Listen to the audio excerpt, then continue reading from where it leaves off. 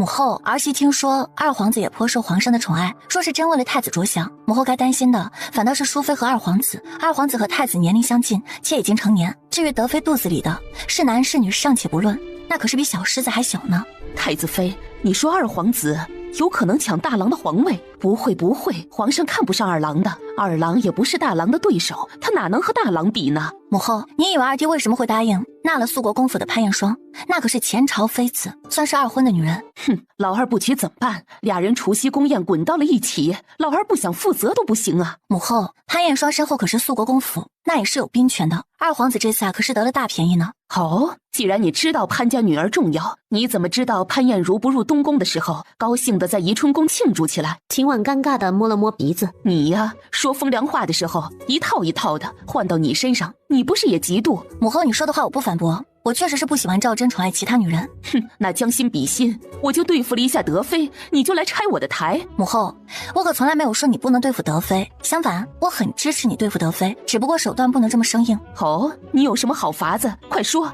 母后，我要先说好啊，我提了建议，你不要恼。站在门外偷听的赵祯也竖起了耳朵，他着实也好奇秦婉会有什么法子对付德妃。母后，儿媳觉得可以趁着这次选秀，给父皇再多选几个貌美的女子。后宫进不进人，已经不是本宫能阻止的了。皇上嫌弃本宫年纪大了，早就看上那些年轻的小姑娘了。罢了，皇上已经变了，已经不是从前我认识的赵南萧了。母后，太子妃，你先回去吧。母后可是答应了我的提议了。太子妃，皇上本就看你不顺眼，以后东宫的事你少给建议，也不要管，你好好的在东宫照顾好我乖孙就好。还有，也好好的把身子养好。德妃那贱人都能有孕，太子身体那么好，你这肚子也该有了。母后，孩子是靠缘分的。太子妃，你信不信你不给皇家开枝散叶，太子也顶不住皇上的压力，最后东宫还是会进人。秦婉的心一跳，赵祯拒绝过东宫进人，他一直觉得他和赵祯不过是合作伙伴，就连赵祯曾经答应他，只要他能生孩子，他就不找其他女人的话也是当成了玩笑的。皇后见秦婉怔愣，有些生气。太子妃，你真的不知道太子为了你做过多少事。母后，我……行了，你先回东宫吧，后宫的事你不要插手，我自己来办。儿子给母后请安。你还好意思来？你说说你都做了什么？我是你亲娘啊，你竟然给你爹送女人啊！我就是生个耗子都比生你有用。母后可生不了耗子。你完全是有了爹就忘了娘，完全向着你父皇。母后，你听儿子解释。哼，我看你能说出什么花样来。母后想必已经知道了那广陵侯夫人和父皇当年的事。知道了。你爹真是藏得够深的，从前对我的深情都是装出来的。哼，母后既然知道了，那就该明白孩儿把德妃送到父皇身边的原因。德妃和广陵侯夫人那么像，有德妃在，广陵侯夫人怎么好意思和父皇叙旧情？好像是这么回事儿。大郎做得好，有德妃在，你父皇和那老女人都尴尬。母后，以后你不要和德妃为难，她那肚子你也不用管。不行，德妃肚子里的贱种不能留。母后，你是觉得儿子连一个小娃娃的斗不过吗？当然不是。母后，你因为责罚德妃，以至于掌公权都没了。现在父亲是皇上，是九五之尊，他的身份变了，母亲也不能像从前那么对父亲了。德妃有没有孩子都无所谓，但母后却因为这事儿伤了和父亲的感情，失去的也更多，反而是他人受益。太子，可是赵冕那小子有了什么心思？母后，所以你这边不能乱了，给别人可乘之机。大郎，我知道了。母后，到底是谁跟你出的主意责罚德妃的？皇后一下子就明白了赵祯是什么意思，她眼神躲闪了一下。不是谁，就是我自己想的，我就是看得不顺眼罢了，才惩罚他的。赵祯看出了皇后没有说实情，也没有拆穿。母后，我看坤宁宫伺候的下人不多，我再给你送2个得力的人吧。坤宁宫是不缺人的，不过你既然送给我，我就要着。好，到时候我派人给母后送过来。母后身边的人都没有功夫，我派些厉害的，主要是保护母后的。那好。最后，赵祯带着秦婉一起离开了坤宁宫。娘亲，我很快就要有大舅母了呢。二哥，是怎么回事？大堂哥看上哪家姑娘了？阿婉，那人你也认识，就是陆大夫的孙女。陆如莹，是她？哦，就是陆姑娘。他们2个怎么凑到一起去的？具体的我也不清楚。大哥前些日子不是受伤了吗？就是陆大夫给他看的。这么一来二去，大哥和陆姑娘就更熟悉了。大哥什么时候受伤了？糟糕，我给说漏嘴了。说呀，怎么受伤的？现在怎么样了？严重吗？大哥和妹夫都不让说。啊，好啊，都瞒着我一个人是吧？娘亲，还有我。阿婉，大哥伤的也不严重，现在都快好了。现在大哥在西营给太子研究投石机，想要用投石机投放火药，这才受伤的。赵真这是怀疑我了，难道是在试探火药秘方是否是秦家祖传，还是想要知道我元宵灯会用的什么武器？我这边不说，赵真就去试探大堂兄。二哥，大哥是什么时候去的西营？就是正月的时候，小狮子启蒙的那天。娘亲，二舅舅说的没错，我也是亲耳听大舅舅说的。秦婉听到答案，心里稍稍安定。赵真没有试探手枪的意思。平婆婆，去我的库房准备一些补品和药材。是，太子妃。阿婉，大哥成亲的时候你能到吗？当然，我不一定到啊，倒是日子定在了哪天，彩礼都准备了哪些？秦婉这小半年来可是赚了不少钱。这我也不清楚，大哥也没和我说呀。平婆婆，劳烦你出宫几天，帮着我堂哥张罗几天。一会儿呢，你带5000两银子走，到了秦家，若是缺什么，你再报给我。太子妃放心，奴婢定当办得妥当。去我的库房再挑2套不打眼的首饰，填在嫁妆单子里去。是，太子妃。阿婉，这是不是太麻烦你了？二哥，这有什么麻烦的？咱们是自家人啊。二舅舅，不麻烦，娘亲有很多银子。嘿嘿。太子妃，安国公夫人到了，快请。很快，二夫人就带着赵琴走了进来，参见太子妃。二婶，自家人不必拘礼，礼不可废。一抬眼，亲家兄长也在呀。国公夫人好，赵小姐好。阿婉，我先带着小狮子出去了。那好，你去小狮子偏殿忙。之前你给他做的小木马坏了，小狮子还哭鼻子呢。那我过去给他修一修。说完，秦婷拎着小狮子飞快地跑了，两个人都消失了，还能听到小狮子的声音：二舅舅，慢点，慢点！二舅舅，我鞋掉了。二婶，你别见怪，我二哥这人有些莽撞。那是个好孩子。晴儿，你不是想看看小狮子吗？他既然去了偏殿，你也过去看看吧。等赵晴离开之后，二夫人和秦婉来到软榻那边坐了下来。阿婉，听说秦家兄弟要定亲了，是哪一个呀？二婶，是我大堂哥秦霄。哦，原来是秦霄啊，不错不错，不知道他是定了哪家的姑娘啊？这人呢，二婶也认识，是陆大夫的孙女陆如莹。陆姑娘好啊，都是老熟人了。不错不错，陆姑娘性子虽然活泼了些，但心不坏，在山上的时候和晴儿也能玩到一起去。二婶，听你这意思，你该不会是……没错，我是看上了你二哥秦婷，想把晴儿许配给他。二婶，秦婷虽然是我堂兄，但是我们秦家底蕴薄，晴儿配我堂兄是不是太低了？况且堂兄大了晴儿好几岁呢。阿婉，秦家有你这个太子妃，门第怎么就低了？再说了，你堂兄也就比晴儿大4岁，我觉得年龄刚刚好。二婶，你也见到我二堂兄，他这人没大堂兄机灵圆滑，人是有些莽撞。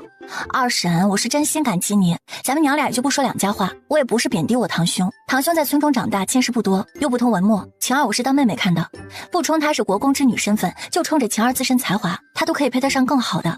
京城的世家公子都是好选择。阿婉，你的意思我都懂，咱们都不是外人，我就老实的和你交底。为了晴儿的婚事，我也带着晴儿她没少参加各个府中的宴会，那些人家虽然明面对我们很客气，但在背后总能听到他们对我们指指点点。晴儿额头若是没有那字，亲事还容易些。现在京城这些世家，没有人愿意和我们国公府结亲，那些落魄些的倒是愿意攀上来，可是他们也不是真的看重晴儿，都是奔着府中的权势的。晴儿的婚事一再受挫，她现在也变得越发沉默了，都没从前开朗了。晴儿现在也已经15了，婚事也要定下来，所以我就想给她找个知根知底的人。可我那堂哥人也不知道开没开窍，也不知道晴儿对他是否有好感。二婶，婚姻之事也勉强不得，这不是给2个孩子相处的机会吗？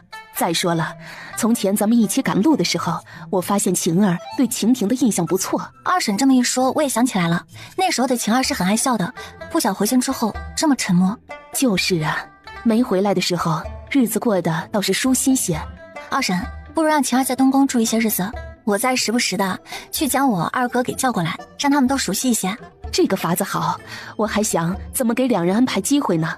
让晴儿在东宫陪着你，外人也说不出什么。那行，那今天就让晴儿在东宫住下吧。可行，稍晚些，我让人把晴儿常用的东西送进来。赵晴和秦婷都不知道，他们被人撮合了，2人从前就认识，相处起来倒是非常自然。小狮子，虎头怎么这么大了？虎头，你低一些。虎头自然地趴在草丛上，小狮子直接爬到了虎头的后背上。虎头，站起来！虎头立即站了起来，驮着小狮子走了几步。别怕，虎头认识你，不伤人的。秦姑姑，虎头想和你玩，它不吃人。秦姑姑，你摸一摸虎头，它很乖的哟。赵晴缓缓地伸出手，揉了一下虎头的大脑袋。虎头估计是被摸得很舒服，虎嘴里还发出了呼噜噜的声音。秦姑姑，虎头让你多摸一会儿呢，它的头正好痒痒呢。赵晴陪着小狮子在大明宫玩了一下午，回来的时候心情明显是变好了。这些都是生的，怎么吃啊？太子，咱们今晚上吃火锅，把这些还没煮的菜放在锅里面涮一涮，再蘸上早就准备好的料汁，就能吃了。这是什么锅？我怎么从前都没见过？还有这两边的汤的颜色怎么不一样啊？爹爹，娘说这是鸳鸯锅，这边的汤白白的，是不辣的，给我吃的。赵真摸了一下小狮子的脑袋，头发梳起来都没有以前好摸了。爹爹，我晚上可以和爹娘一起睡，那时候我头发就散开了，脑袋就更好摸了。嘿嘿。那怎么行啊？他好几天忙着没时间来宜春宫，今晚可是有大事要办的。于是他不搭理小狮子。婉婉，是不是这样？先把肉放进去。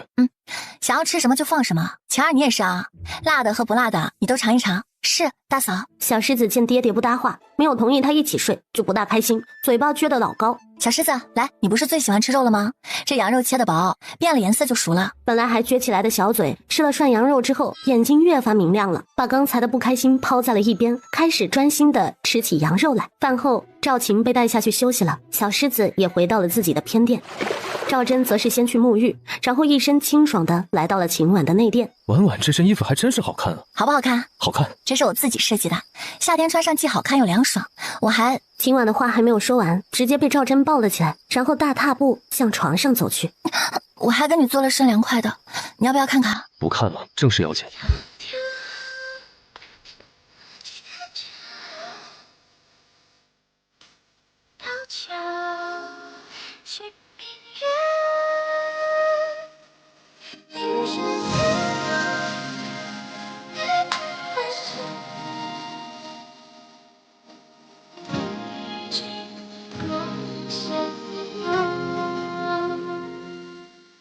听说你派我哥哥去了西营，他还受伤了。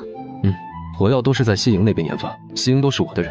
咱们的手榴弹的威力，外族也都见识过，想必他们也在尝试实验。咱们这边更应该多制造些出来。此外，我觉得火药威力大，人工投递的距离有限，我想要把火药用在投石机上，这样在攻城的时候作用很大。至于让大堂哥去西营，除了大堂哥的能力外，还因为他的身份。身份？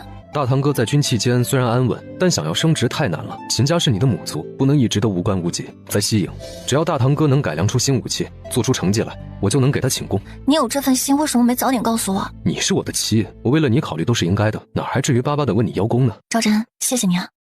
娘娘，皇宫那边传来消息，德妃生产了。这时候就生了？这孩子才7个多月吧？是，娘娘。7月就生产，可是出了什么意外？听说德妃和新受宠的陆美人起了争执，德妃没站稳，脚底打滑了，直接摔倒了。现在永和宫那边好多太医都在那边守着呢。走吧，咱们也去永和宫看看。是，娘娘。秦婉来到永和宫的时候，这里已经来了好些人，就是皇上和赵真都在。给父皇母后请安。皇上没有心情搭理秦婉，挥了挥手让秦婉退下。秦婉也无所谓，起身之后来到了赵真的身边。你怎么也来了？宫人去禀报的时候，我正巧和父皇在议事，于是就一起来了。东宫接到消息晚了一步，父皇不会怪罪吧？放心，有些时候也不用听他的。陛下不必着急，太医都在外面候着呢，德妃妹妹一定会没事的。皇上满意的看了一眼淑妃，然后又看了一眼悠哉悠哉的皇后。皇后，德妃生产艰难，你还有心情吃东西？你可是一国之母，你有没有一点仁爱之心？你有仁爱之心，你别让德妃怀孕呢。你也是你们俩造的，和本宫何干？又不是本宫让德妃难产的，陛下怪得着我吗？哼！你怎会如此粗鄙？你是中宫皇后，整个后宫都是你管的。现在德妃摔倒，造成早产，皇后你难辞其咎。赵南萧，你是不是老糊涂了？现在后宫可不是我管着，还想诬赖我？没门儿！徐嬷嬷，扶本宫回坤宁宫。哼！父皇，这边坐。赵真一下一下地拍着皇上的后背。父皇息怒。太子，你瞧瞧皇后，竟然对朕不敬，你说朕该怎么罚他？父皇，儿子知道父皇担心德妃肚子里的孩子，只是也不该拿母后撒气啊。现在后宫也不是母后管着，是淑妃娘娘。父亲不分青红皂白的责怪母亲，她势必会恼。陛下，是臣妾失职，请陛下降罪。淑妃啊，现在后宫是你管着，好好查一下德妃摔倒是否有人从中做了手脚。是，陛下，臣妾一定会查个水落石出。行了，淑妃起来吧。谢陛下。启禀皇上，广陵侯夫人得知德妃早产，请求进宫看望德妃娘娘。去通传，请广陵侯夫人进宫看望德妃。是，陛下。父皇，德妃这边有太医在，您不如回含元殿休息吧。太子说的对，朕确实是罚了。淑妃，你留下来照看德妃，等生产之后立即派人给朕报喜。陛下放心，一切有臣妾呢。等皇上走后，赵祯来到了已经有点打瞌睡的秦婉身边。太子妃，咱们也走吧。咱们能走？当然，回吧。看看小狮子，那小子没准趁咱们不在又淘气了。说的也是啊，越大越不好管教。淑妃娘娘，我婆婆在偏殿，想要和娘娘叙一叙话。好，前面带路吧。商郡主见到淑妃进来之后，并没有起来。淑妃娘娘，阔别多年，不知道娘娘还认不认得我？奴婢晚秋见过主子。商郡主见淑妃跪下，直接站了起来，把淑妃扶了起来。淑妃娘娘，您真是折煞我了。如今你是主，我反倒是仆了。主子，奴婢不敢。奴婢从小被主子培养，又怎么敢不认主子？你如今已是淑妃娘娘了，整个后宫都是你管着呢，今非昔比了。奴婢还要多谢主子当年把奴婢安排到了世子身边，否则奴婢也没有今日的造化。淑妃娘娘认我即可，正巧我有事，请淑妃帮忙。不知主子有何吩咐？商郡主在淑妃耳边耳语了几句，看到淑妃惨白的脸色，怎么怕了？还是不肯帮？不是，只是陆晚秋，你是不是认为自己成了淑妃就敢质疑我的命令？还是你仗着有了儿子就敢？不，奴婢不敢。哼，不敢就好，别以为你成了淑妃就不把我的命令放在心上，说是惹怒了我，后果你是知道的。主子放心，奴婢这就去安排。放心吧，若是君儿生的男胎，那计划也就用不上了。是。东宫，今晚看到外面下的大雨，下了这么大的雨，还要去立正殿？崔詹氏派人来通知我，江南的密折到了，我晚上要和朝臣议事，你早些休息，不必等我。这时候，天上又传来了响雷。娘亲，娘亲！秦婉不再管赵祯，急忙转身回到了内室，把小狮子抱在了怀中。娘亲，我今天要和娘亲睡。好，今晚不回去了，就在爹娘的房间睡觉。太好了！秦婉就这么哄着小狮子，慢慢的，娘儿俩就进入了梦乡。赵祯是深夜的时候回来的，见到小狮子也睡在了这边，嘀咕了一声臭小子，也脱衣上床，睡在了两人的身边。翌日，小狮子最先醒了过来，他还没有意识到和父母睡在一起。大班，我要尿尿。发现没有人回应，他睁开了惺忪的睡眼。爹爹，起来，我要尿尿。赵祯晕晕乎乎的时候，就听到了喊声：爹爹，我要尿尿。赵祯本想起身，谁料顿时感觉到没有力气。赵祯，你怎么样了？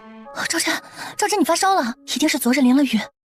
太子，你身子可有大碍？父皇不必担心，只是得了风寒，养几日就好了。大郎，你说你怎么这么不爱惜身体？就算国事再忙，也要注意身体呀。太子啊，你母后说的对，什么都没有身体重要，你别仗着年轻就不在意自个儿的身体。父皇，儿子知道了，以后会注意。郑太医，你就留在东宫，暂时不要回太医院了，你留下时刻关注太子的病情。是，陛下。爹爹，你醒了。小狮子，你怎么在这儿啊？快离爹爹远一些，风寒传染给你就不好了。婉婉，太子妃。秦婉端着药进来。你醒了啊，正好把药给喝了吧。快把小狮子带走。爹爹，小狮子要守着你，不离开。许佑，把皇孙抱走。不，我不走。爹爹，我不走。我自己喝药，你去看看小狮子，别让他哭坏了嗓子。行，我去和他说说，这小子呀，现在很会用哭这一招。赵祯端着药碗直接喝了下去。虽然生了病，还是担心台州的事。苏富春，去把萧侯爷、陆尚书和谢大人叫来。苏公公得了吩咐，脚步匆匆的离开了。秦婉这时候走了进来。怎么样了？劝了那小子了？我没听到他的哭声。你看看那边。实在劝不住，这小子脾气很执拗的，非说要看着你。我没办法，就给他带到了隔间，让他能听到你声音就好。他的个子够不着窗户那边吧？站着板凳呢。唉，这小脾气，我要治不住他了，也不知道啊是像谁了呢。很快，陆尚书等人就来到了东宫承恩殿。陆大人，今日朝会情形如何？父皇可同意对台州用兵？随后，陆尚书就把整个朝会议论的事说了一遍。太子殿下就是这样，臣看皇上那意思是想对台州用兵的。台州的贵安县百姓被海寇屠杀，杀了数千百姓，海寇若是不除，我燕朝百姓难安呐。父皇没有立即下命令，可是因为粮草的问题。是。粮草军需正是陛下所忧虑的问题。现在国库的银子都是有数的，今年的预算，真没有对台州出兵的预算。太子殿下，苏杭等地富饶，可否让苏杭地区筹集粮草，不从中央调集粮草？秦婉在隔间照顾小狮子，也是听了个清楚。这时候他才知道赵真的难，怪不得冒雨也要出去。秦婉现在有钱，可以说很有钱。听到他们那边讨论对台州出兵，要拿出30万两银子，户部尚书东挪西凑的，就是没有凑齐。秦婉看了看时间，这都议论了好几个小时了，就连萧景睿都来了，也跟着赵真几人一起讨论。秦婉听赵真的意思，想派萧景睿去台州抗敌，这真是抗敌的主帅都想好了，临出门前没路费呀。太子，各位大臣，喝些茶水，再吃一些糕点吧。都不用拘礼，吃些糕点填一填肚子。秦婉则是来到了赵真身前，伸手摸了一下赵真的额头。太子，你现在又发烧了，说不今日就……太子殿下身子要紧，不若我们今日都想想可行性，明日再来讨论。台州形势危急，不能再拖下去。那就按照你们讨论的，让萧侯爷出兵，30万两银子，本宫出了。太子妃是30万两，不是3万两。萧侯爷放心，本宫可没发烧，也没说胡话。臣谢太子妃慷慨解囊，也替台州的百姓谢太子妃的仁慈。赵真是知道秦婉有多喜欢银子的，现在听到他为了自己慷慨解囊，看着秦婉的眼睛都是黏糊糊的。他现在觉得这世上不会再有别的女人像秦婉对自己这么好了。他的婉婉不是菟丝花，是磐石。还不等赵真多感动，就听到秦婉继续道：谢大人说到提升江南制造局丝绸的产量难题，我也听到了。为了控制成本，可以改良织机。本宫几日后呢会给你一份图纸，按照新织机的织布，能够减少人员的费用，又能提高效率。太子妃，您真的有好法子。秦婉本想安稳的在后宫猫着，谁料这个江山好似不大稳固，那他儿子继承的时候岂不是个空壳？况且赵真这个狗男人现在又很乖，秦婉决定帮一帮他。陆大人放心。陆尚书等人都离开之后，赵真又被秦婉扶着躺在了床上，太医也给赵真开了一副退烧药，赵真直接一口就喝下去了。小狮子呢？还在隔间呢吗？那小子担心你啊，不肯离开，一直嚷嚷着说晚上就要住在那边呢。臭小子！赵真嘴上抱怨了一句，但心中是很开心的。别听他的，晚上他睡着的时候，让高公公把他抱走，千万别过了病期。你晚上也离开，也不要离我这么近，若是把你传染就不好了。秦婉已经知道宜秋宫的女人给赵真送汤了，赵真这时候生病，正是脆弱的时候，若是被别人钻了空子，秦婉想哭的心都有了。我不走啊，我都是大人了，抵抗力强，没事的。赵真不想传染给秦婉，但听她关心自己，不肯离开，心里又非常甜蜜。你说改善织机的事是真的？还有30万两银子可不少，你说拿出来就拿出来了。我时钟作坊不是召集了好些匠人吗？他们都带了家人过来，为了给那些妇人找活计啊，我打算让他们织布。高公公呢，已经是把市面上的织机给我买了回来，我正在研究呢，所以我今天的话不是无的放矢，你就放心吧。太好了，我是相信你的能力的。启禀陛下，臣要弹劾东宫太子妃秦氏与民争利。耿御史，你仔细说说，陛下，京城的昭西堂就是太子妃的产业，昭西堂的时钟非常暴利，小小一个时钟竟然售出30两银子，而且这还是最便宜的时钟。昭西堂中那种大件的时钟竟然高达1000两的银子。昭西堂不仅在京城有店铺，就是河南道、江南道、淮南道、山南道都有昭西堂的分号，可见昭西堂的分布之广。陛下，民间百姓5两银子就能活1年，可昭西堂最便宜的时钟也要30两银子，可见时钟的暴利。秦氏身为东宫太子妃，日后更是一国之母，她竟然如此贪财，与民争利，着实不配为太子妃。陛下，昭西堂如此暴利，太子妃得了这一笔钱想要做什么呀？太子殿下可知道其中的内情？陛下，宋大人所言极是，昭西堂明面上是太子妃的产业，可太子和太子妃一体，恐怕昭西堂实际是太子的产业。陛下，不若把太子请来，若是昭西堂是太子的产业，可否充为国库，以解国库空虚的难题？夺了秦婉的作坊，皇上想都没有想过，因为他拉不下这个脸。其实皇上是心虚的，对秦婉，皇上虽然自视身份高，不把他放在眼里，但他内心清楚，他们赵家的天下有秦婉的一份功劳。陛下，太子日理万机，恐怕不知昭西堂实际应手。不过太子妃确实是与民争利，立身不正，也该有所责罚。陛下，太子妃知道台州百姓遭受海寇侵袭，而国库军需不足，愿意捐出30万两白银作为出兵台州的军饷。萧侯爷，你可不要信口雌黄，无中生有。是啊，这可是30万两白银，难道萧侯爷还能做了太子妃的主？方大人慎言，太子妃岂是你能胡乱编排的？萧侯爷，我不过是就事论事，不知道还有谁知道太子妃捐献30万白银的事，怕不是知道有人要弹劾他，才胡乱一个借口出来吧？方大人，太子妃捐献银子的事，我是亲耳听到。昨日在东宫议事，太子妃知晓朝中的艰难，慷慨解囊。今日本想呈奏给陛下的，谁料让耿大人抢了先。陆尚书，太子妃真的提出捐银30万两，这可不是小数目。陛下，事情是真是假，请太子妃进殿一问便知。请太子妃秦氏进殿。爱卿们，太子妃已经到了，你们有何疑问都可以问。不知众位可有事要询问本宫？启禀太子妃，臣有事要询问。本宫第一次来大朝会，还不知这位大人叫什么，什么官职？微臣御史台耿良忠，今日带百官弹劾太子妃参与商贾之事，大肆敛财，与民争利，骄奢淫逸。哦，原来是耿御史啊！本宫可听说过耿御史的威名呢。都传耿御史廉洁奉公，刚正不阿，不媚权贵。今日一见，果然名不虚传啊！太子妃客气了。耿大人贤明在外，本宫今日一见，却觉得名不符实。耿大人说的那3条，本宫可都不认。太子妃，如今可在大朝会上，你还敢狡辩？你敢说昭熙堂不是太子妃的产业？你敢否认昭熙堂内所售时钟价格昂贵？耿大人别急啊，本宫没有否认，昭熙堂是本宫的产业。此外，昭熙堂的东西贵，也有贵的道理啊。有客人愿意买，本宫愿意卖，有什么不对吗？哼，太子妃愿意承认就好。朝中明令规定，朝中大臣不可经商。太子妃身为东宫太子的正妻，却与民争利，大肆敛财，完全不为天下百姓着想，属实德不配位。这时候，二皇子一派的宋大人和世家出身的方大人加入了讨伐秦婉的阵营内。秦婉听了这几个大臣的意思，就是他不能做生意，现在就该把昭熙堂上交国库的意思。还有人在暗暗的引导，暗指赵祯大肆敛财的意思。耿大人也说了，朝中规定是臣子不得经商，那条令是限制你们的。本宫一介女流，与本宫何干？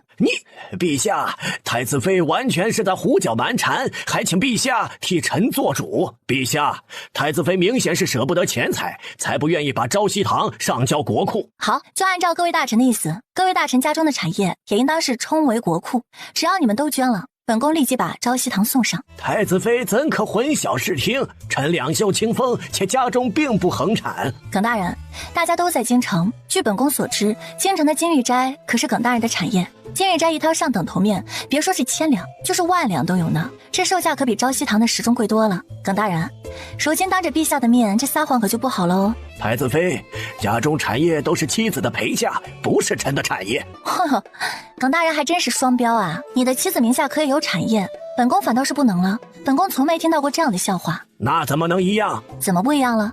是你的妻子不是女子，还是说本宫不是女子啊？耿大人作为御史台的御史，本宫今日算是长见识了。身为太子正妻，自然和臣子之妻不同。太子妃将来也是一国之母，天下的黎民百姓都是太子妃的子民。现在国家有难，国库不丰，太子妃也应当做其表率，为燕朝百姓做些贡献。太子妃身为皇室之人，昭熙堂日进斗金，将此产业归于国库，由国家经营，要比在太子妃手中作用更大。苏御史还真的是看得起本宫。不过苏御史说的对，说是本宫成了皇后，当了一国之母，天下百姓都是本宫的子民，那就等着本宫真的当了皇后再捐献昭熙堂吧。不过本宫现在是太子妃，皇后之位是母后的呢，本宫还年轻，可不着急啊。捐献昭熙堂名不正言不顺的，但本宫也是个爱民的。昨日本宫已经承诺捐献30万两银子给国库，充当抗击海寇之军需。这时候大殿内出现了小声的议论声，大臣们见太子妃把苏御史对得哑口无言，心中自有一番思量。太子妃高义，臣替台州百姓谢太子妃。宋大人和方大人现在也都是闭口不言，他们算是看出来了，太子妃不是个好对付的。好了，既然太子妃有此仁爱之心，这捐款朕就收着了。不过朕也不占你的便宜，你在龙首原那边的庄子放心用，朕再赐你200亩地，也在龙首原那边，和原来的庄子连在一起。秦婉没有想到皇上竟然会这么大方，还没等秦婉道谢，秦婉又听到了一个让她意外的消息。此外，太子妃捐银有功，另赐秦家男爵爵位，赐圣业坊宅子作为府邸。太子妃，你无兄长，2位堂哥，你看何人继承爵位合适？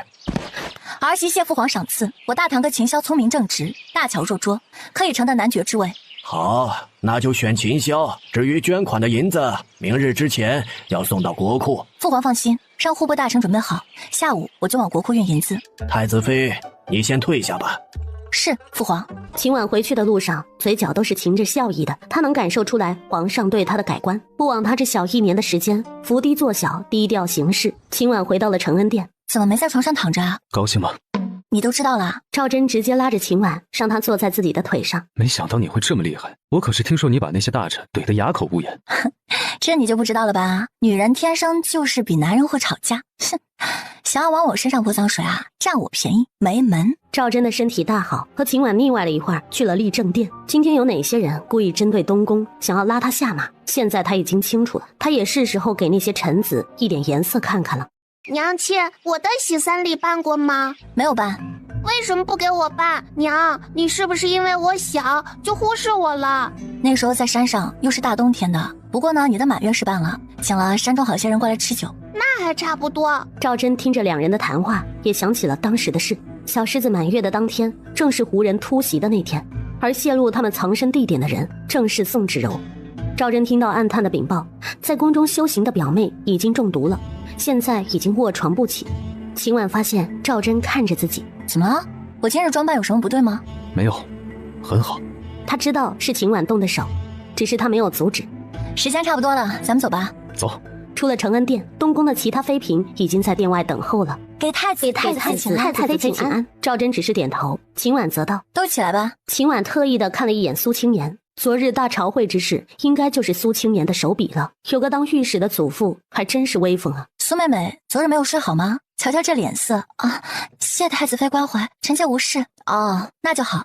本宫还以为妹妹是忧虑过重呢。秦婉也不和苏青年多纠缠，抓不住这个女人的把柄，那就釜底抽薪，解决了苏御史才是正题。花园内，夏老夫人私下见本宫，可有何事？太子妃的容貌可像你母亲。夏老夫人，本宫父母离世的时候年纪尚幼，对于母亲的记忆已经很少了。太子妃老身之后的话，你可能觉得匪夷所思，但老身说的都是实情。夏老夫人请讲。想必太子妃也看出来了，你和我夏家的姑娘有些相像。世上相像的人有很多，本宫已经听说曾经的陈王妃与本宫很像，但我和她没有任何关系。本宫出生在本地。是，太子妃说的对，淑仪不可能是你的母亲。可是太子妃不知道的是，淑仪有个双胞胎妹妹，叫夏淑华，幼年的时候丢了。这不能说明什么啊，况且京中并没有夏家丢失女儿的消息。是，这件事被夏家封锁了，毕竟丢女儿的事事关夏家女孩的名节，不能声张。那也不能确定我就是夏淑华的女儿，况且我母亲早就死在了北地。太子妃，老身今日和太子妃说这些话，不是想要和太子妃攀关系。我们夏家在京城也不是小门小户的人家。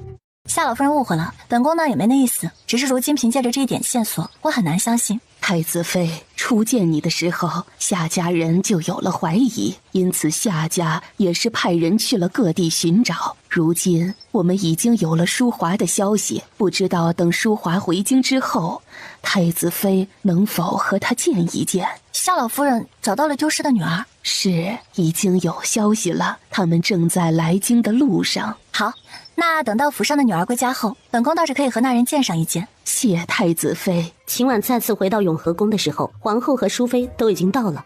太子妃，你这是去了哪里？募捐已经开始了。母后，儿媳有事耽搁了，还请母后责罚。请罪就不用了。太子妃，你说说吧，怎么个募捐法？各位夫人，虽然母后已经讲过，但我还要再说一遍其中的缘由。那日听陆大人说起台州百姓竟然被屠杀了数千之多，百姓常年受海寇侵袭，流离失所的百姓啊，不计其数的。可是朝中因粮草不足，才迟迟未出兵。我这才捐献除了30万两银子作为军需。太子妃高义，我已经听我家大人说了，太子妃宅心仁厚，贤良淑德。陆夫人吹了一波秦婉的彩虹屁，顿时其他想要讨好秦婉的人也纷纷说起了秦婉的好话。太子妃慷慨解囊，如今已经捐了30万两银子，今日为何还要再提捐献之事呢？潘侧妃说的不错，现在这军饷是有了，可是台州受灾的百姓还需要朝廷出银赈灾，我这一人力量有限，这才想到了众位夫人。众人拾柴火焰高，今日只需在座的夫人们为台州百姓尽些微薄之力即可。况且我今日这么做，也不仅仅是为了台州百姓居安思危。台州虽然距离长安甚远，但是海寇若是不除，谁也保不准海寇有一天会打入中原。太子妃说的不错，但我们这些人可没有太子妃那一份产业。朝夕堂的生意可是太子妃的独一份儿，我们就是普通的内宅妇人，身家怎么能和太子妃比呢？潘侧妃不必忧虑，今日募捐不过是份心意罢了，没有数目要求，咱们只需要尽力就好。太子妃说的不错，我们都是朝廷命妇，深受皇恩，忠君爱国本是我们的职责。现如今太子妃做了表率，我们这些人也要有所行动。我们夏家愿意捐出3万担粮食。谢夏老夫人的慷慨相助，粮食最是灾区百姓需要的。然后是北地军眷开始支持秦婉。太子妃，我们陆家愿意捐银500两。太子妃，我们王家愿意捐银300两。各位夫人，你们的爱心呢，本宫都已记下，谁捐了银子，本宫这儿都记得清清楚楚。没有捐银子的夫人互相看了一眼，同时心里都把秦婉骂了好几遍。太子妃，那我捐10两银子，您不会觉得少吧？当然不会啊，多少都是咱们对台州百姓的爱心。那些原本不爱出钱的夫人，这时候纷纷提出捐献5两或者是10两银子。最后，秦婉拿着工人记录好的名单，仔细的看了看。感谢各位夫人今日的支持，正巧今日呢是4皇子的喜3宴，真是双喜临门。到时候把这份名单送给父皇，他看到这份名单一定是会很开心的。众位夫人无语了，太子妃的骚操作也太多了吧。2皇子一脉的夫人们也纷纷看向了潘侧妃，他们可都是跟着潘侧妃的眼色来的。如今这份名单送到皇上那儿，那他们家的大人岂不是会被穿小鞋？太子妃，不知名单可否给我们一观？妙玉，去把名单给众位夫人传阅看看。是，太子妃。这时候，看过了名单上金额的夫人好些改口了，又重新捐献了银两。今晚让妙玉重新誊写了一份名单，看了一遍没有问题之后，才吩咐太监桂喜把新名单送到前朝去。众位夫人的心并没有放下，眼睛都盯着最早的那一份名单，就怕秦婉把这份单子扣下。秦婉自然知道众位夫人的心思，她装作不经意的样子，撞到了桌上的茶水。哎呀，本宫还想着怎么销毁呢，这现在啊倒是被茶水给阴湿了，正好。太极殿，皇上把那份名单给了赵祯。太子，你好好看一看，看看能否看出门道来。父皇，这名单上官职差不多的大臣家捐献的银子很相近，几乎是比照着来的。是啊，从前一个个的和朕哭穷，现在反倒是被你媳妇儿炸出来了。赵祯看到名单后面好似墨点的痕迹，逐渐看出了门道。父皇，这墨点……秦氏还是不一样的，他这是提醒咱们这些人是一伙的呢。哎呀，他一个内宅妇人，通过这些外命妇捐银子，就点出了朝中各个势力的人员，也是有几分才智的。皇上看着赵祯那有些紧张的神色，不必多想，朕没有别的意思。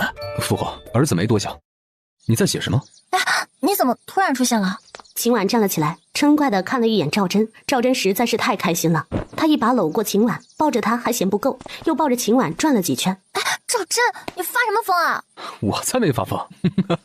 婉婉，今天父皇夸奖你了呀。哦，父皇就因为那笔捐款？不只是如此，父皇看懂了你想传达的意思。看清楚了就好，我也是偶然发现的，就是给他们提个醒罢了。你和父皇恐怕早就发现，我这或许啊就是无用功了。那怎么会？官职高的那几个我察觉到了，但是那些4品5品官我们都没发现呢。你放我下来，我给你看一样东西，这个才是最清楚的。你看，这是最早的那份名单，这份才能看出更大门道。这些少的都是对咱们东宫有意见的，这些人估计都被平王拉拢。婉婉，幸亏有你，这个户部主簿陈俊，我还想重用他呢，没想到他早已经投靠了二弟，藏得还真深啊。既然有用，那你就收好。这几个我要观察他们的夫人了，可能是第一次进宫，人最开始呢虽说是有些拘谨，但眼神清明，不是那种好钻营的妇人。你若是有想用的人，可以考虑他们夫婿。哦，这你都看出来了，凭他们的夫人，你就看出他们丈夫可用。当然，一个被窝睡不出两种人。赵真直接抱起秦婉，把她放在桌子上，轻点了一下她的额头。虽说这是个歪理，但仔细想来又觉得合理。秦婉的嘴角轻轻翘起。那是当然，这可是后世网友总结出来的精华。赵真，还有个事情还没跟你说呢。哦，你还有什么发现？夏老夫人说我可能是她外孙女。啊？赵真身为太子，自然时刻关注着朝中的重臣，还有几个世家，更重视这些势力最终选择投靠谁。他没有采用联姻的手段拉拢朝臣，但是不代表他不在意。当初若不是发现从小一起长大的表妹都有着伪善的面孔，让他觉得这世上的女人都不可靠，同时也明白他心中真正喜爱和在意的人是谁，他或许也会顺从了父亲的安排。有了表妹的事，他不再轻易信任女人，更是讨厌主动送上门的那种。在他最恼恨、对女人最失望的时候，偏偏后院的那4人也都不老实。韩家女又企图用阿杂手段对他下春药，想怀上他的孩子，否则他也不会让护卫睡了他。苏家女本来已经有了爱慕的表哥，谁料知道能嫁入皇室，转身就答应了。苏御史这人还真是好手段，当初真的瞒得死死的。李家女汲汲营营，人也蠢笨，早就投靠了三叔一家。至于最后的朱家女，整日像个跟屁虫一样围在苏家女的身后，也是个没主见的。这些都没有办法和她的婉婉相比。赵真承认，她爱秦婉的缘由，也是因为她身上的坚韧，深深地吸引着她。怎么，我刚才说的话怎么让你如此震惊啊？还是说夏家有什么问题？不是，和夏家无关。你怎么了？木呆呆的，都不像你了。秦婉一边询问，一边任由赵真拥抱自己。赵真，你真的很奇怪啊！你中邪了吗？赵真正是感性的时候，谁料秦婉总是说些煞风景的话。赵真见秦婉的嘴巴不停，一直叭叭个没完，于是低下头凑了上去。秦婉终于是闭嘴了，随着时间延长，脑子也越来越晕乎。赵真觉得好笑，放开了秦婉。呼吸啊！秦婉大窘，手握成拳，轻轻地捶了一下赵真的胸口。这里是书房啊！我知道。随后，秦婉就再也没有机会说话了。许久之后，赵真抱着秦婉出了书房，秦婉的头压得低低的，她觉得以后不能再好好的面对她的小书房了。那桌子，那椅子，这里的记忆，哎呀，难为情呐！爹爹娘亲，你们怎么才来呀？我都等好久了。娘亲，你是不是不喜欢儿子了？怎么会？那娘亲整日和爹爹在一起，都不和我玩了。小狮子捏了捏自己的小脸，娘亲，你看看，我和爹爹的脸一样啊。两人有点尴尬。秦婉直接上前把小狮子抱起来，亲了一下他的脸颊。娘亲最喜欢的就是小狮子啊。娘亲，我还是你最喜欢的好大儿，是也不是？娘亲最喜欢小狮子。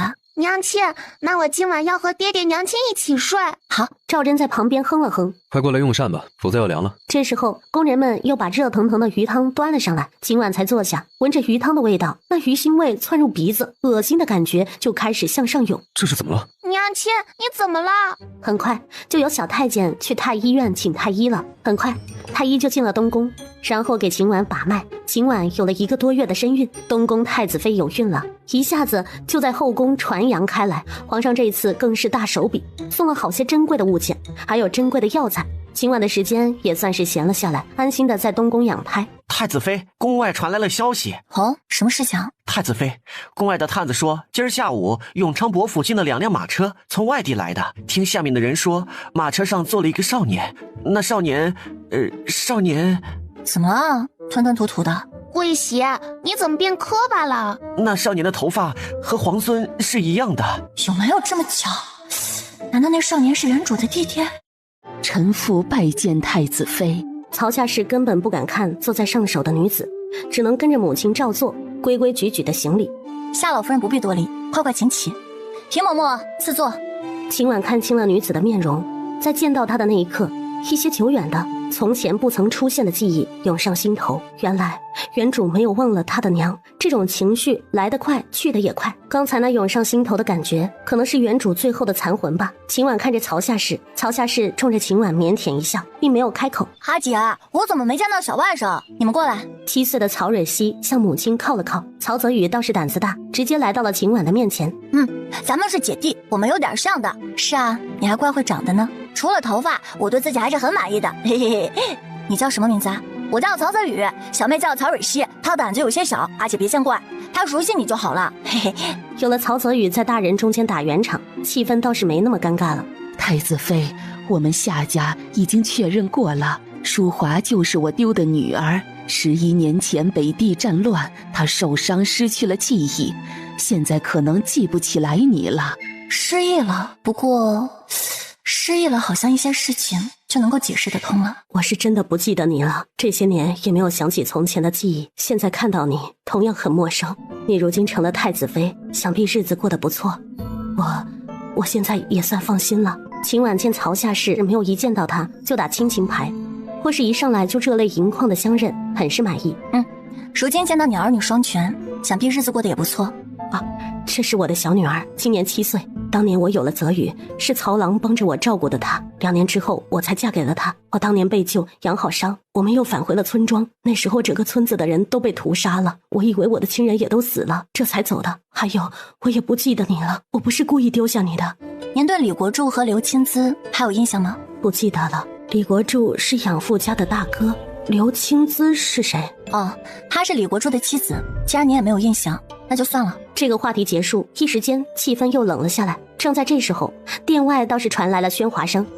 娘亲，娘亲，小舅舅来了吗？哎呀，老虎，是老虎呀！曹夏氏立即抱起小女儿，惊恐地缩在一边。我操，这是我的小外甥，牛逼啊！骑老虎可真是拉风。你可是我的小舅舅。我是的。曹泽宇见到虎头乖顺，大着胆子走出门外。这是虎头，是我的兄弟，他不伤人的。虎头，趴下。这是老虎吗？为什么这么听话？小舅舅，我很高兴见到你。我也是。小舅舅，你跟我来，去我的地盘玩，我有很多玩具哦。那走吧。于是，一大一小就这么手拉手向偏殿跑去。那老虎是皇孙从小养的，非常懂人性，不惹到他是不会伤人的。夏老夫人等人也只是在东宫坐了坐，就提出了告辞。主要是他们真的被老虎吓到了，因此离开的时候都有些迫不及待。只有曹泽宇很是恋恋不舍，不过小狮子答应他会派人去夏家接他，让他经常进宫和自己玩。曹泽宇才又开心起来。太子，喝口茶润润喉。放着吧。大殿内，赵祯忙得飞起，皇上倒是姿态随意从容。他现在身体不能过度劳累，因此现在的折子都是由赵祯这个太子代劳，皇上则是大部分的时间歪在软榻上看着大儿子干活。这段时间，二皇子没少往皇上这边凑，皇上见也会见，但是二皇子想要插手国事那是不行的。皇上自然也看出了二皇子的野心，他曾经想给赵祯拉拢的肃国公府，现在完全是二皇子一派的人了。皇上现在就扒拉朝中能给赵祯添助力的人。太子，歇一歇吧。父皇可是有何事？皇上对赵祯招了招手，赵祯缓步走了过去。这边坐。父皇，你好像有事和儿子说。听说太子妃和夏家还有些渊源。有可能，夏家从前丢了一个女儿，那个人很可能是秦氏的母亲。那秦氏还是有点运道在身上的。夏家人今天就会去东宫，想必今天就能知道确切的结果。还用确认吗？他们秦家专门生卷毛，你瞧瞧整个京城啊，不对，你瞧瞧整个燕朝，除了老秦家，还有谁是？那家人一进京城，整个京城的人都知道你又多了个卷毛小舅子。赵祯只能闭口不言，开始装鹌鹑。不过，这也不是坏事。本来朕就觉得秦氏身份太低了，秦家势弱，还想着提升一下秦家的底蕴。现在看来是不用了，有现成的可以用了。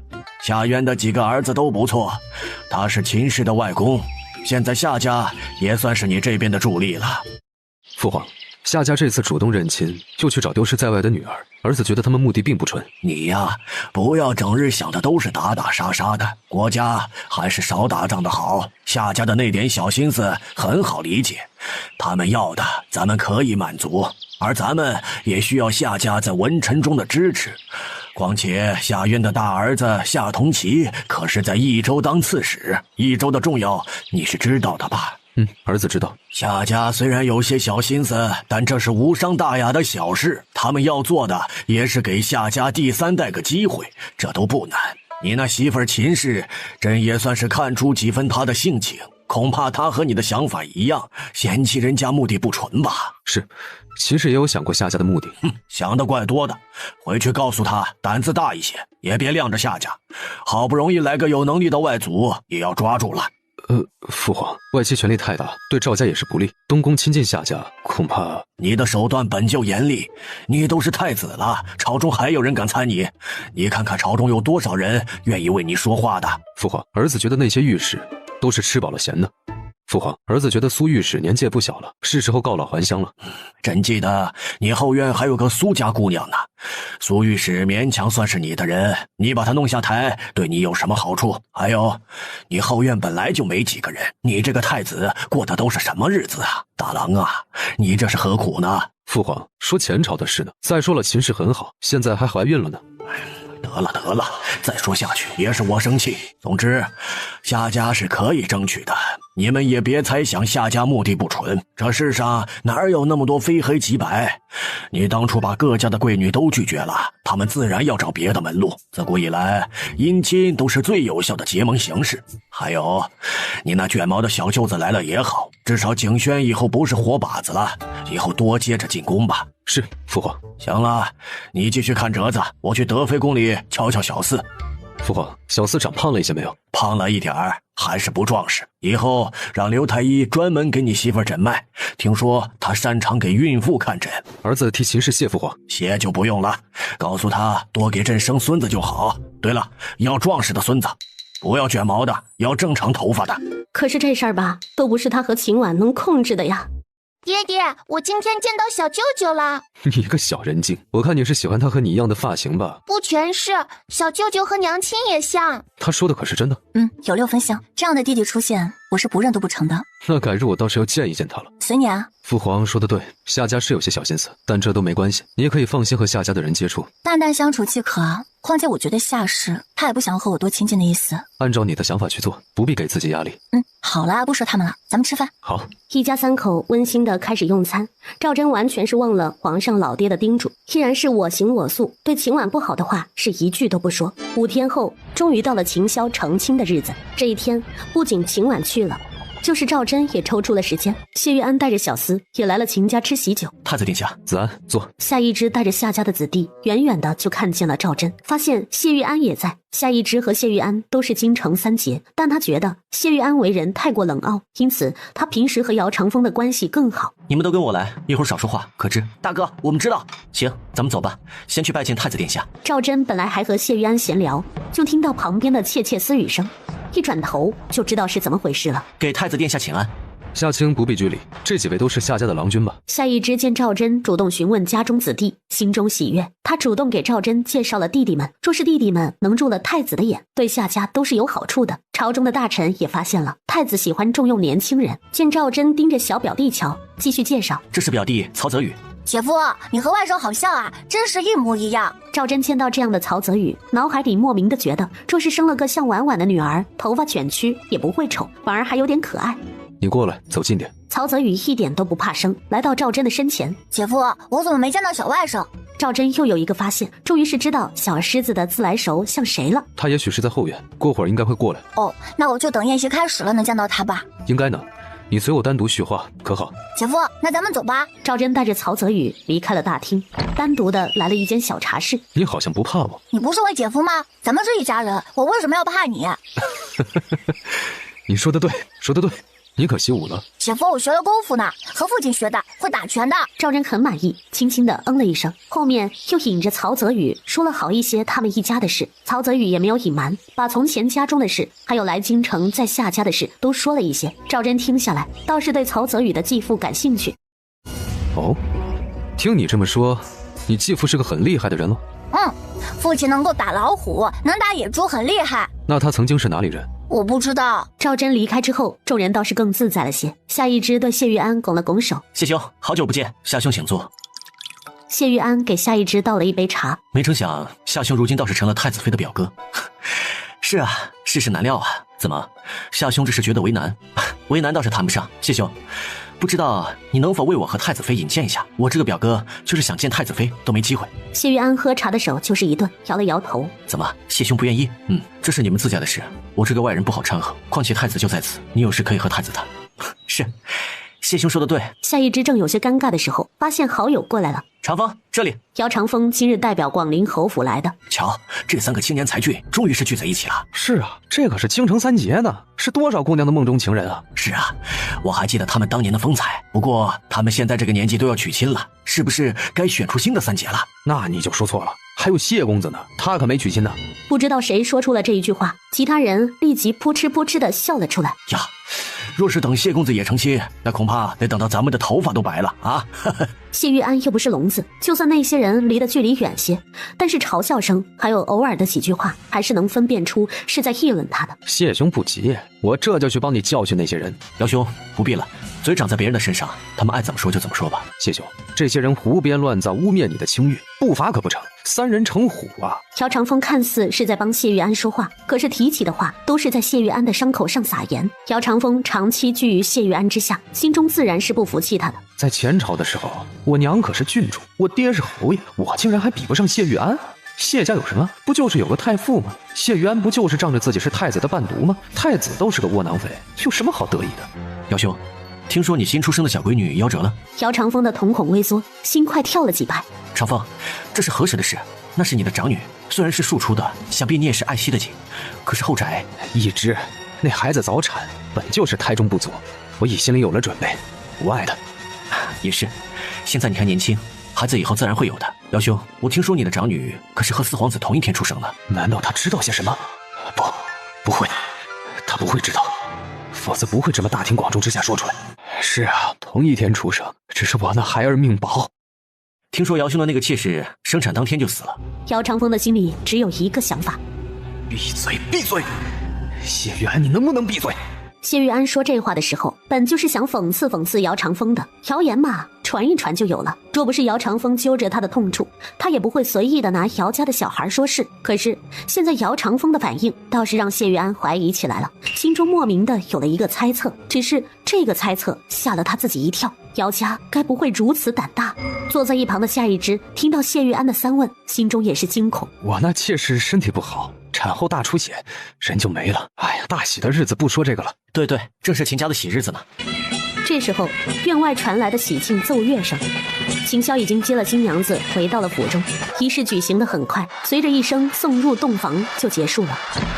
新娘子被送到了新房，新郎则是出去招待宾客了。娘，咱们为什么要去凑热闹？真是烦死了。当然要去啊，太子妃一直没来，兴许就在新房呢。见到太子妃又怎么样？他又不是太子。你呀你知不知道，你若是和太子妃交好，那去东宫的机会不就多了？到那时还愁见不到太子。是母亲，女儿都听母亲的。仔细看起来，你也有几分像你姑姑的。从前娘还遗憾你不像娘，现在想来是好事。是啊，说来女儿和太子妃也有3分像的。夏二夫人带着夏文瑶被堵在门外，根本进不去。娘，咱们就别去了，这一屋子的乡下村妇说话的嗓门要把房间掀了，咱们还是离得远些吧。夏文瑶是看不起屋子中的那些妇人的，只是错过这机会啊，下一次见到太子妃要不知道什么时候了。夏文瑶也听过秦婉的过去，其实她觉得秦婉不配为太子妃，那样的女人怎么配得上丰神俊朗的太子？一个沦落过胡人地盘的女人，身子恐怕早就不干净了。哼，那我也不要现在凑上去，我刚才都见到她看到咱们了，可是她完全没有想要出来打招呼的意思。她毕竟是太子妃，哪有亲自来拜见咱们的道理？娘，按照辈分算，你可还是她二舅母呢，你不比她的辈分大。瑶儿，不能这么算的。夏二夫人见真的挤不进去了，无奈的道：走吧，咱们也别看新娘子了，回宾客那边。秦婉在屋内确实是看到了夏文瑶，在元宵灯会是见过的，更何况夏家女，皇上曾经想给赵祯当妃子的人，秦婉暗中调查过的。夏家2房母女是什么性子，她还是清楚的。秦婉并不想和夏家有太多的牵扯。堂弟，你真是我堂哥啊！我是啊，你看我们是一样的。一之，你这新任的表弟混得还真好啊！他在乡野长大，无拘无束，心中并无畏惧，和人交往也是自来熟的很。堂弟还不知道你叫什么名字呢？我叫曹泽宇。你姓秦？可是我从小到大都姓曹呀，我继父对我很好。可是你是秦家的孩子。我知道，母亲和继父从来没有瞒过我，只是姓什么有什么重要的？我还姓赵呢。22他还好吗？他来了京城，为什么没来看我和大哥？他不想我们吗？母亲当年受伤伤了脑袋，他不记得过去的事情了。怪不得，婶婶若是没我失忆，她一定会想见我的。改日我再带着母亲来见堂兄可好？好啊，这么多年没见婶婶，不知道她变得如何了。咱们快吃席吧，我都馋了。那好，咱们快去吧。其实秦婷这人确实是有点少根筋的。今天这个日子，他要是懂事，就应该在自家大哥身边的，帮着他招待客人，或是替他挡酒的。倒是辛苦了赵二叔，他这是还没有当上老丈人，就开始为秦家张罗起来了。不仅充当了一个高堂，还要帮着招待那些身份高的客人。小狮子在宴席上看到了谢玉安，立即拉着2个舅舅过来了。谢夫子，这是我的2个舅舅。谢夫子好。你们可有位置，快去坐好。皇孙殿下，不如就留在我们这边一起用餐吧。不好，你们是老师的朋友，是长辈，我不能失礼。小狮子这话让夏一之一愣，他没想到小狮子小年纪竟然这么懂礼。姚长风很少见到小狮子，这时候也仔细看来，发现他真的和太子很像。他有些惋惜，若是皇孙和太子不像，还能再拿皇孙的身份做文章呢。谢兄能当皇孙的老师，想必这缘分早就定下了。我听说谢兄之所以能逃出燕北城，还多亏了太子妃当初的帮忙呢。太子妃那个时候恐怕已经有了皇孙了。你们说小皇孙和谢兄的缘分深不深啊？老师，他说的是真的吗？咱们真的那么早就认识了吗？曹泽宇则是皱起眉头，他觉得眼前这个身穿白衣的小白脸话不是好话。这算是什么缘分？若是这样算是缘分的话，那天底下怀孕的岳父有多少？况且我姐姐现在又有孕，她今日来参加酒宴，现在来吃酒的人可都是和我那还没出生的小外甥有缘分的。夏一之也没有想到，往日的好兄弟今日会如此失态。难道真的是妹妹当了德妃，姚兄就猖狂起来了？还是因为四皇子身上有姚家的血脉？看来他以后要少和姚兄交往了。交情是交情，我不能拿夏家整个家族冒险。想到这里，夏一之又赞赏地看了一眼小表弟，竟然如此聪慧，他才11岁吧，就能听出姚兄话中的陷阱。看来三姑姑有一双不简单的儿女啊。娘亲，我今天遇到了个大坏蛋。是谁啊？谁惹你了？和娘说说那人有多坏。我不知道他叫什么，可我记住了那坏人的脸。秦婉很快就知道了小狮子说的那个坏人是谁了。在秦家的时候，小狮子跟在2个舅舅的身边，太监叶良还是跟在一边的。回到东宫，把小狮子交给高公公照顾之后，秦婉就把叶良叫了过来。广陵侯府世子真是说了此话。回太子妃，小的不敢撒谎，当时还有2位舅爷，还有谢夫子在。姚家这是仗着宫中有了德妃就抖起来了。行了，你下去吧，好好伺候皇孙。是太子妃。秦婉看了看天色，太子这个时候了怎么没回来？桂喜这时候进来禀报，娘娘，石喜那边传来的消息，太子说让娘娘先睡，前朝有事，太子晚上要忙很晚。好，我知道了。平婆婆端了碗鸡汤过来，娘娘今日也劳累了，喝点鸡汤吧。还是平婆婆记挂我。秦婉很快就把鸡汤喝完了。平婆婆，我觉得我胃口比孙家要好了很多哎。娘娘现在是1个人吃，2个人补，胃口好是应该的。唉，从前有小狮子的时候啊，真是每日提心吊胆的，时刻担心有人要害我们。就是生了他之后，这日子也不平顺。宋芷柔那边怎么样了？娘娘，宋居士已经卧床数月，也就只有2、3个月的活头了。那就好，把人看牢了。娘娘放心，现在伺候宋居士的人都是咱们的人，且宋居士中的毒，太医绝对看不出来。那就好，给宫外的商人传个消息，让他派人盯着点姚家，尤其是姚长风。娘娘，可是姚世子有何不妥？没有，只是觉得姚家对本宫不太友善，这才派人多盯着点。好，奴婢这就去交代。秦婉洗漱过后就上床睡觉了。半夜的时候，感觉有一双大手在摸她的肚子。你回来了。仔仔今天乖不乖啊？这才几个月啊，他现在可能还没有拳头大呢。小狮子那个时候出生，我就没陪在你身边。这一次你生产的时候，我希望能陪在你身边。发生什么事情了？为什么这么说？没事，不要多想。不对，一定是有事。是前朝发生了什么事？鲜卑那边又在边境蠢蠢欲动了，才消停2年，他们这心思是又活了。胡人？今年北地风雪很大，胡人又要来骚扰北地的百姓了。那咱们要出兵吗？现在还没定，还要在明日朝堂上议议。秦婉突然觉得整个燕朝就像个大漏斗，不是这边漏就是那边漏。放心，都不是大事，快睡吧。你现在能做的就是养好身体，给我生个健康的孩子。赵真，我会帮你的。赵真没有把秦婉的话当真，她拿下了秦婉的手，在唇边一吻，轻声哄道：我知道，快睡吧。随后的日子，赵真越来越忙了。秦婉大多数的时候都是猫在东宫的，但在东宫也不耽误秦婉想要搞事。她已经想好了帮赵真的法子，那就是把大炮研究出来。只是大炮这东西非常费银子，朝中现在没钱，因此秦婉除了研究武器之外，还要努力搞钱。娘娘，歇一歇吧。今天外面很冷吧？是呢，不仅冷，风还很大，好像是要下雪了。说是长安都开始下雪了，恐怕北地会更冷。娘亲，要下雪了，下雪了！娘，我第一次见下雪呢。你从前是见过雪的，只是那个时候你年纪太小了，不记得罢了。可真？当然啊。哎，我还没长大呢，又不是老爷爷，记性怎么就不好了呢？你呀，你不是太老，你是太小了，不一样的。我现在长大了，现在再见到雪，我就不会忘了。走吧，娘陪你出去看看雪。娘，咱们能去大明宫那边吗？那边的景色更好呢。我听说黄爷爷在太液池那里修了一个非常漂亮的小亭子，我想过去看看。好吧，娘陪你过去。娘娘，这时候出去是不是不妥？我这些日子啊，经常久坐，一点不运动也不好。那好，奴婢这就出去准备。整理好桌案，才对小狮子道：走吧。娘亲，咱们也带虎头去吧，他好久没出去跑了。也行啊，今天下雪，大明宫应该是没人，带着他过去耍耍也好。娘，咱们快走。可是事情真的不凑巧，秦婉带着小狮子到了大明宫的时候，发现皇上带着德妃也在。皇上，有老虎！给父皇请安。给皇爷爷请安。起来吧。谢父皇。太子妃，如今的天气，你还是在东宫待着好。父皇，今天下雪了，带着小狮子出来耍耍，没想到会遇到父皇和德妃娘娘。父皇身子才大好，这如此寒冷的天气，也要注意防寒。朕的身体朕自己知道，太子妃不必操那闲心。你现在把身体养好就行。行了，出来见见就行了，一会儿就回东宫吧。皇上说完这话，就不管秦婉，直接带着德妃往太液池那边走去。娘亲，咱们要现在就回去吗？我才出来呢。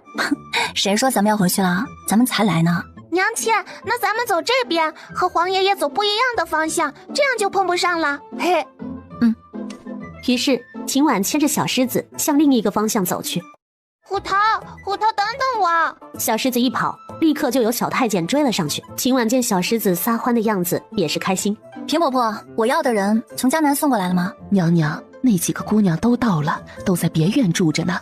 那就好，选一个最漂亮的，安排给苏家孙辈最有出息那一个。娘娘，苏家三公子苏浩轩正是苏御史最看重的孙子，也是苏良源的亲弟弟，在苏家的地位不比长孙苏浩哲的地位低。那就选他。娘娘，若是惩治苏良源，为什么要选孙辈的公子？苏良源的父亲也颇受皇上重视。年纪大的老狐狸没那么容易上钩，不会轻易被女色所迷。娘娘，那咱们要不要安排那些姑娘任务，让他们为娘娘做事？不必了，我没有其他任何的指示，只需要他们好好伺候那些人就好，也不要让那些女孩子知道是我把他们赎出来的。娘娘把他们从青楼赎出来，花了大把的银子，又不叫姑娘们做事，这笔买卖不大合适。况且就算把人送到了苏家，恐怕起的作用也不大。作用大不大，以后就知道了。断了苏家最有出息的那人的前途，才是对他们最大的惩罚。苏旭那老家伙现在还不能动，至少这人现在是帮着赵真的。秦婉不想给赵真添乱，千里之堤毁于蚁穴，瓦解苏家还是要从内部开始啊。有时候钝刀子割肉才最疼啊，最有效。志气方刚的少年人刚开了婚，那可是很难收得住的。沉醉在温柔乡，再大的志向也将毁于床榻之间。娘亲，你太慢了，我都跑了一圈了。小狮子的叫声拉回了秦婉的思绪。平婆婆，咱们继续走吧。小狮子见秦婉跟上来了，一人一虎又继续往前跑去。走了1刻钟之后，秦婉也有些累了。娘娘，那边有亭子，咱们过去休息一下吧。走吧。谁料就是这么不凑巧，在这里竟然又遇到了皇上和德妃。这次不仅有2人，秦婉还看到了几个月大的四皇子。秦婉嘴角抽了抽，她不知道是皇上的脑袋被驴踢了，还是德妃这个娘太没有良心了。这么大冷的天，这2人竟然都同意把四皇子抱出来。给父皇请安。进来歇息一下吧。谢父皇。这个亭子就是小狮子吵着要看的那个。冬天来了，窗户已经关上，挡了风雪。屋内又有炭火，倒是也不冷。太子妃这气色真好，有了身孕，皮肤竟然也如此光滑。谢德妃娘娘夸奖。本宫听说女子怀孕的时候容貌变好，怀的都是女孩呢。太子妃这一胎恐怕也是女孩。德妃娘娘怀四皇子那会儿，可也是风姿绰约，肌肤胜雪，还不是生了四皇子，可见这传言是不准的。皇上不愿意听2个女人聊天，于是起身走出了亭子。这时候小狮子骑着虎头过来了。皇爷爷，皇爷爷！过来。小狮子拍了一下虎头的大脑袋，虎头非常配合他，弯下身子让小狮子滑了下去。那畜生还怪懂人性的。虎头听到皇上叫他畜生，立即扬起了大脑袋，眼神凶狠地看向皇上，嘴里还发出了虎啸声。这一声虎啸让藏在暗处的暗卫突然出现。你们让开，我看这畜生还能伤了朕不成？你要乖。虎头那凶狠的眼神收了起来。我知道你乖了。皇爷爷，虎头不是畜生，他是我兄弟，你骂他，他会不高兴的。你能听懂他的话？小狮子想起了母亲的交代，先是摇了摇头，后来又点了点头。又摇头又点头的，是就是，不是就不是。小狮子眼珠一转，我觉得我能听懂，但是不知道说的对不对。你爹知道他多了个虎儿子吗？皇爷爷，爹爹是知道的。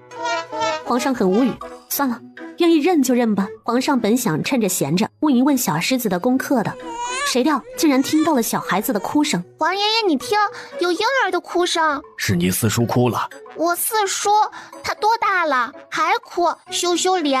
走吧，今天就带你去见见四叔。小狮子顺从地跟着皇上进了暖亭。你是干什么吃的？孩子都哄不好。请娘娘恕罪。皇上和小狮子进来的时候，就看到了跪在地上的奶娘。小狮子的目光一下子就对上了四皇子的小脸。四皇子见到小狮子，竟然也止住了哭声。小狮子，看来你四叔还是喜欢你的，你一来他就不哭了。你四叔虽然辈分大，但是年纪小，以后还要你多照顾呢。德妃一听皇上这话，心就沉了下来。皇上竟然让小皇孙照顾四皇子，这代表着什么意思？他再明白不过了。太子的地位稳固，那他的儿子岂不是一点机会都没了？皇上见小狮子看着四皇子不说话，好奇地问：怎么，小狮子你不愿意，还是不喜欢你四叔？不喜欢。皇孙殿下，虽然你还是小孩子，但骨肉同胞怎么能不认呢？你四叔和你一样，都是赵家的子孙，身上流着赵家的血，是不是有人特意叮嘱你，让你不要喜欢四皇子啊？我不喜欢这小孩，是他长得不像我，不像爹爹和叔叔，也不像皇爷爷。德妃的身子僵硬，皇上也若有所思地看向四皇子。这小孩长得像我在宫外见到的大坏蛋，他可坏可坏了。皇孙殿下，你一个小孩子可不要乱说呀，四皇子再怎么说也是你四叔，是血亲。我不喜欢他。皇上这时候一把把小狮子抱了起来。小狮子，你告诉皇爷爷，四皇子长得像谁呀？皇上这话一出口，德妃也是一脸无法接受，像是被辜负的模样，看向皇上。告诉皇爷爷，那人叫世子，好些人叫他世子。陛下，臣妾知道是怎么回事了。小皇孙说的人一定是我哥，他就是我们广陵侯府的世子啊。那人是姓姚吗？也有人叫他姚世子。陛下，你听听，我和哥哥都姓姚啊。小皇孙说的是我哥哥。老话讲，外甥像舅。从前臣妾还不觉得，四皇子才出生的时候，臣妾瞧着和皇上是相像的。只是这几个月，四皇子倒是越来越像臣妾的哥哥了。你呀你看看你的头发都能像你那卷毛舅舅，就不允许你四叔像他舅舅了。皇上说完这话，还用另外一只手揉了一下小狮子的脑袋。手感还不错，除了丑点儿，没别的大毛病。我没有不允许，我就是不喜欢那小孩。太子妃，小皇孙虽然小，但该学的礼仪规矩也要学起来。他现在还小，胡乱说话没什么，但若是长大了，还这么口无遮拦，随意编排长辈，歪曲事实，可怎么好？我们四皇子还是婴儿，小皇孙就这么口无遮拦的，开口闭口的不喜欢他，都是皇家血脉，小皇孙怎么可以如此淡薄冷血？说完之后，又一脸委屈地看向皇上。陛下，今天的事好在您明察秋毫，四皇子又像臣妾的兄长，否则今天的脏水就真的泼在臣妾的身上了。陛下，臣妾心中一心就只有皇上，今日竟然还被人污蔑对皇上不忠，臣妾真的冤枉得很。小皇孙一个小孩子怎么会懂这些？恐怕都是有人教的。陛下，你一定要替臣妾做主啊！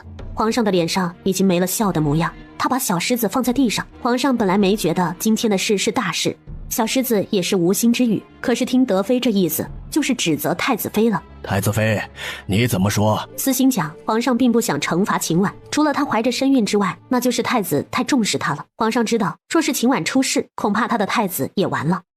父皇，儿媳可否问德妃娘娘几句话？准。皇爷爷，你脸好白，你没事吧？无碍。皇爷爷，我给你按一按，按按就好了，你放心，不疼的。皇上看着小狮子的眼中都是笑意。该死的卷毛小畜生，我早晚让你好看。收回对小狮子不满的情绪，转身看向秦婉。请问太子妃有什么事要问？本宫刚才说的话有哪里不对吗？此时秦婉站着，德妃跪着，就好似他给秦婉下跪一样。德妃意识到这一点之后，脸色僵了僵，但此时她也不能站起来，她还想在皇上面前扮可怜呢。德妃娘娘今天这反应未免也太大了些。你什么意思？秦婉怀着孕，站久了也累，于是没有皇上的命令，自顾自地找了矮凳坐了下去。皇上今天也打算看一看秦婉的能力，看看她是否只会蛮干，不会动脑。德妃娘娘，你也说小皇孙年纪小了，他又怎么会想到中不中的问题啊？他都不懂这事儿，谁都没提的事情，德妃娘娘反倒是像踩了尾巴的猫一样，反应如此激烈，怕不是心中有鬼吧？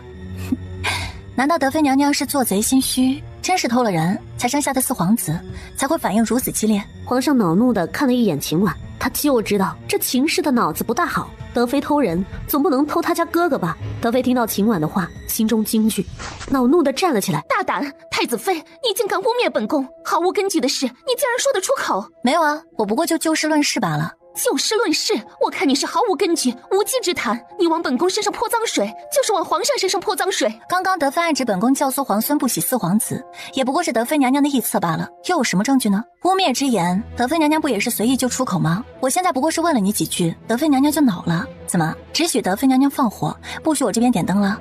陛下，你要给臣妾做主啊！